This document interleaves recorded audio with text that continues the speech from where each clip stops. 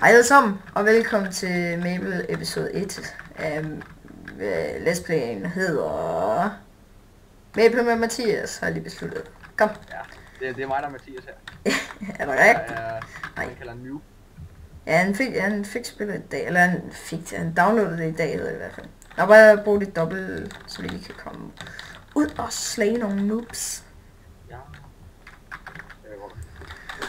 Okay. Så går bare helt til højre igen. Vi har nemlig, han startede med at ville vælge at lave en Explore. Og som alle ved, så de er jo lidt svære at lave. Første gang i hvert fald. I hvert fald svære for level 30, men derfra der flyver man. Okay, jeg aner ikke, hvad det siger. Men ja, ja. Undskyld fordi jeg er level 11. Jeg ved ikke engang, hvordan jeg kommer level 11. Jeg er ikke nakket nogen monster. Nå. Ja, ja. Okay, ved du hvad, vi går en videre, fordi vi er nogle pænt OP-class. Han er Xenon forresten, og jeg er Luminous. Ja. Jeg glemte at kigge på tiden. 20... Hvor lang tid tror du, vi har været i gang? 1 minut? 2 minutter? Ja. Okay, 20:15 starter vi, så skal vi stoppe. Holy shit, du skrev faktisk over. Okay, 20:15, så skal vi stoppe, forkert lort. Jeg ved ikke, hvad jeg snakker om. Så skal vi stoppe 20:35. Ja. Altså, det kunne godt være tidligere, så længe det ikke er senere. Det er kun rekord 20 minutter. Jeg ved godt, det sucks, hvis I gerne vil have nogle længere videoer, men sådan er det bare. Skal vi gå videre til Windflower Forest? Jeg synes, det er gået for hurtigt. Yeah! Mate. Ja. Jeg er level 12! Ja. What? Insane! Den siger faktisk også det bedste vi gør. Vi skal lige tage den der Honey Mushroom Quest. Ja.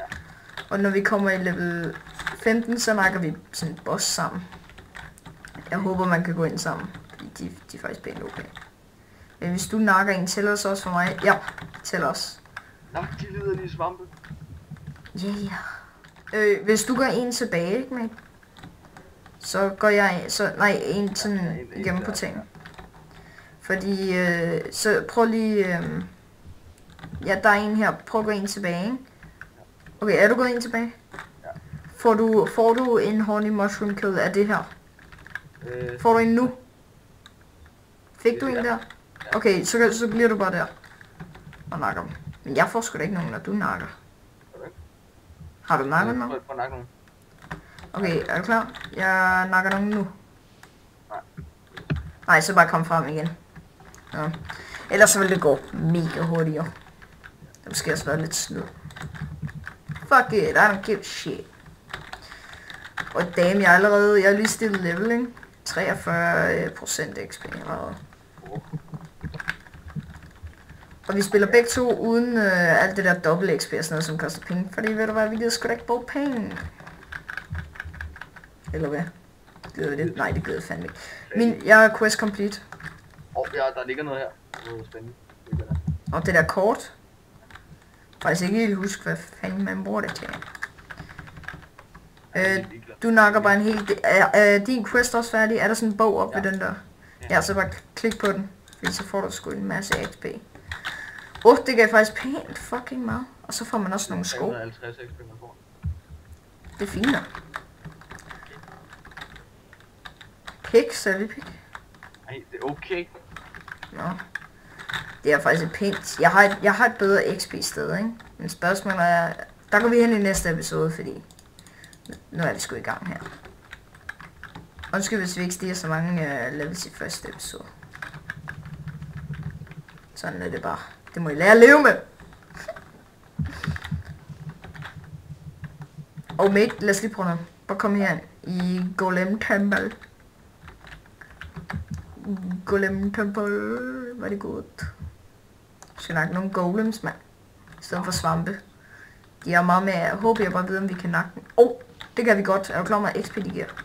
Bare sige nej til ham, deres request til at join vores party. Det ved vi ikke. Og så kom herop. Damn. Gå op og ræb ud her. Og så joiner vi en ny channel, fordi der er allerede nogen herinde. Vi joiner channel 12. Den er altid dejlig, tror jeg. Det er den dejlige channel. Det er den. Det er det. Kom så. Det er det. Sort skærm. Kom nu. Så er det bare sort skærm, og ja. Er der bare sort skærm hele tiden, eller? Sort skærm. Sort skærm. Sort skærm. Sort skærm. Ja, nu er jeg der. Ja, der er sort skærm på min. Når jeg redder dig. Nu er jeg der. Yay.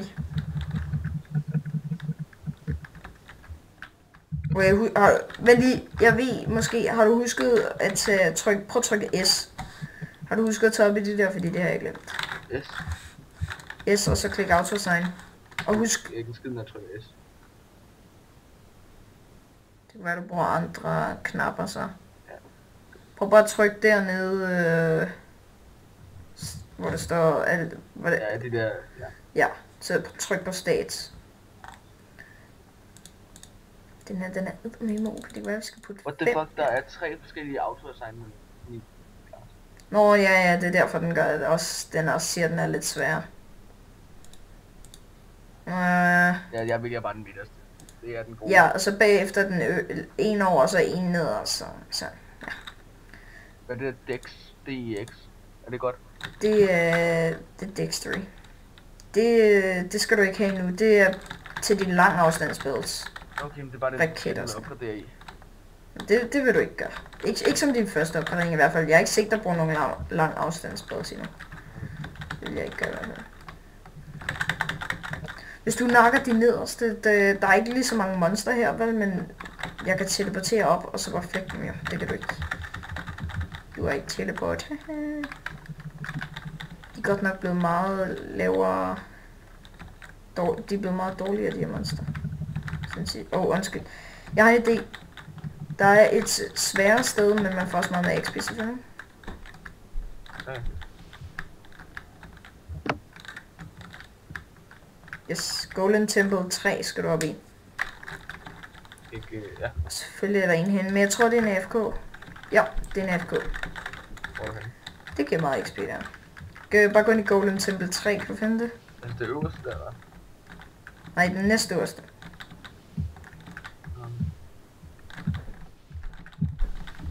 Der er godt nok allerede en herinde. Bare skift channel. Bare skift channel til, hvad tager vi?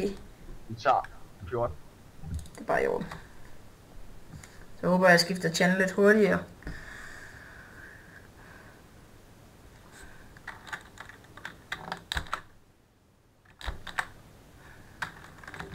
Okay. Du kan også bare blive på den her channel. Altså, min grimme hat, den skræmmer den væk. Er det ikke rigtigt? Dude. Ja. Dudes.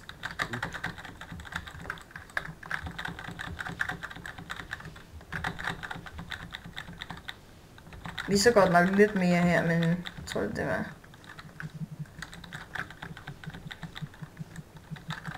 I level 30 ved jeg i hvert fald, der bliver en rigtig sjov at spille Xenon. Og Luminous også selvfølgelig, ikke? Der står bare spændende med Q.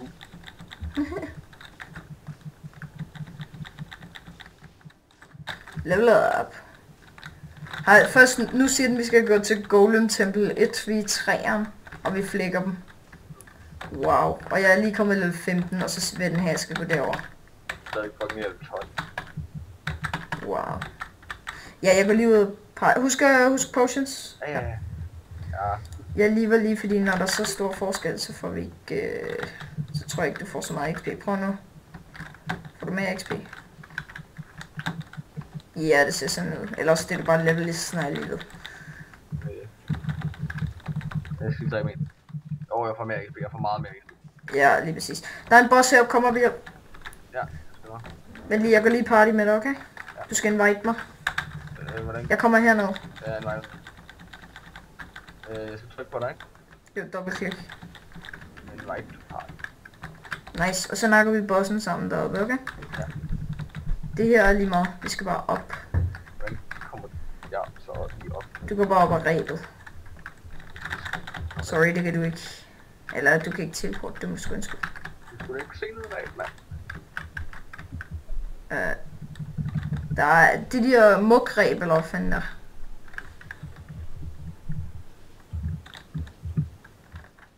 du se dem? Okay. Nå, derovre. Ja, ja. Jeg har snart nakket den alligevel. Hey, vent lige. Jeg lever partyet nu, okay? Ja. Så nakker du den, fordi du har virkelig brug for levels.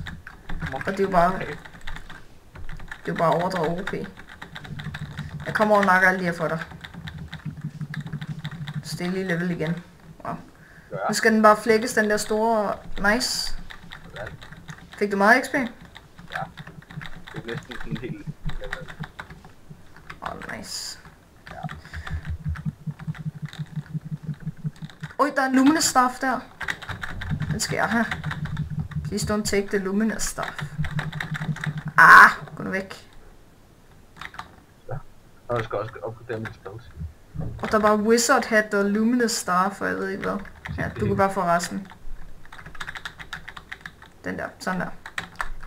Og der er et wizard rope deroppe, det skal jeg også lige have. Der er alle sammen wizard. Det er nødt til at thief, man. Og jeg har bare hørt, du spammer. Ah! Ej, nu kan jeg ikke samle det op. Seriøst. Men jeg kan godt samle det op, GG. Jeg var sikker, at vi skulle heller ikke have det, man. Køber bare nyt. For eksempel lige køber bare nyt. Oj, prøv at se min swagger hat. Prøv at se den. Jeg tror ikke, den slår min, men hvor er du hen? Nej, jeg ved det godt. Okay, den slår min. Okay, så er det et bilsmand. Det er sådan en hjemløs mand med en pind, han har fundet på en anden topstil. Er det ikke rigtigt? Oj, swag. Swag. Wow, swag overload. Wow. Get away. I'm too swag. Yeah. Hvad level er du? Nej, level 14. Bare lidt. Nice, jeg er level 16, man. Ja. Så det var godt der livet. Okay, vi får, jeg tror begge to vi får mindre, når vi er i party. Men jeg tror også, at du nakkede den der boss-cure rigtig meget. Ja, level 17. Når vi kommer i level 20, så skrider vi her, for så gider vi ikke mere. Så bliver vi sure. Det er sure. Vi opgraderer min slowflyver der. Ja. Vi går faktisk rigtig meget. Ja. Vi vil faktisk også lave engelske videoer, men ved du hvad, det gider jeg ikke. Kender det? Gider bare ikke. Gider vi ikke. Lige meget. Okay, fuldstændig lige. Køber bare en ny. What the fuck? Køber bare en ny, det kan ingen. Jeg ved ikke, hvad jeg skal snakke om, så siger jeg bare med random. Ja. Jeg er ny til YouTube til jer derude. Hvad er det der LUK? Det er lock. Det gør du kritter mere og sådan noget. Ja. Du kritter mere og sådan noget. Det er faktisk ret sejt. Det er en thief bruger allermest. Det gør, jeg ved ikke om det også gør damage, men til thief tror jeg det gør. Jeg tror i hvert fald det er lock som i held. Det er altid utroligt. Sikkert helt forkert. Man skal vide det helt forkert. Men det gør i hvert fald så du kritter mere og sådan noget. Don't believe it might be wrong. Og i level? Hvad level kom du i? 5. Nice. Jeg er level 17. Nice. Flyver derud af, mand. mand. Bukser. Hvor de ser nice ud. Jeg håber, jeg kan bruge. Må se. Vi er oppe og prøve på dem. Gemmer mig lige her. Men du har jo et helt sæt på nu, tror jeg, så du mister nok. Det er meget, når jeg ser fab ud. Det er lige meget. Så vil jeg hellere gå rundt. Prøv at se her. Sexy ass bitch. Jeg skal der på. Bare fordi så bliver jeg sexy. Prøv at se, hvor sexy jeg er. Wow. Så jeg skal have min kappe af. Og skoene. Sådan der. Jeg kan ikke tage bukser på. Kan ikke det? Må jeg se dem? Bare rolig, jeg har ikke tænkt mig stilen. De swaggerne shorts, men okay. Det er til thief. Du har ikke nok locks, tror jeg. Og du skal også være, du skal være level 20 også.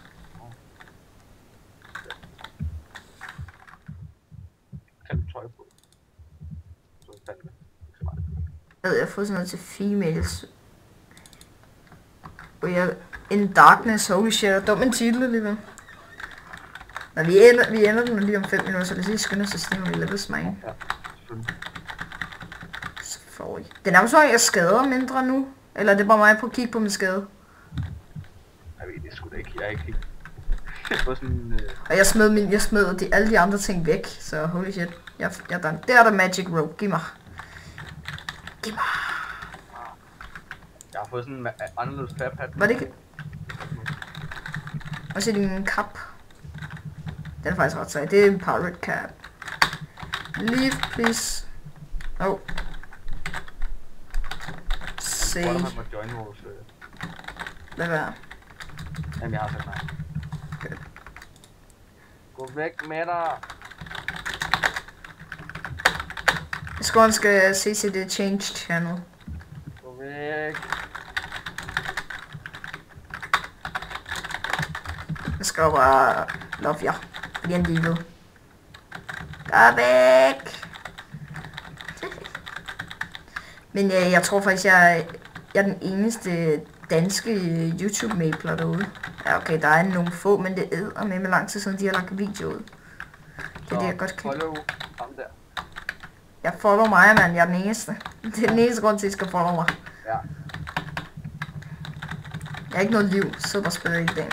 Faktisk så kan godt være, at der kommer nogle videoer ud.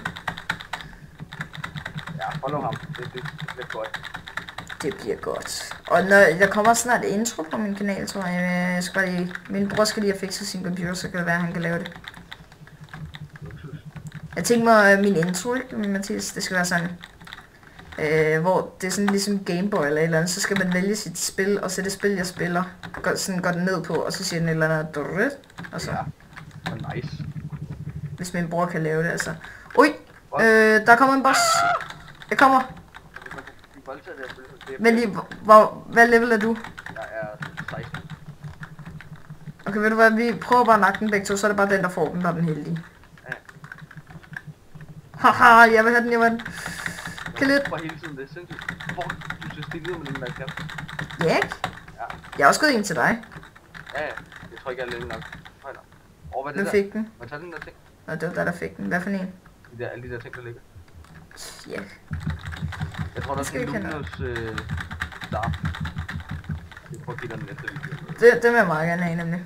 Men nu Og forresten, i den her series, ikke, der har jeg husket at overføre penge direkte. Så har jeg sådan 48 mil. Bare i orden. Ja. Og jeg har fundet et rare item. Det gav sgu ikke. Det giver lidt ekstra MP, ja. Fandt en Lumistar. Yeah. Vi skal snart ende den episode. Skal nok op i level 20. Power level. Okay, det når vi ikke. Vi har 1 minut. Præcis 1 minut. Okay, du skal bare spame. Hvilket level er du? 19. You can do it. I can do it. No, I cannot. I will die. I believe in you. I cannot do it. Shit. 26, 29%. Jeg kommer herned og nakker dem. Please, let me. I have to make it. Make it stop making fucks. Oh my god. Ej, jeg når det alligevel ikke. Jeg giver op. Nej, der er kun gået 35 sekunder, og jeg har 41% XP. I can do it. I can do it. Så bare stormen. Jeg skadede dem ned, det er fandme dejligt. Kom op og nakker dem alle sammen. 58 XP. Okay, der sluttede den. No. Okay, jeg har altså en tak for i dag. Det var en hyggelig episode, og nu spillede jeg også med en. Det kan godt være, han er nu, men jeg skulle lige glad, det er dejligt. Ses!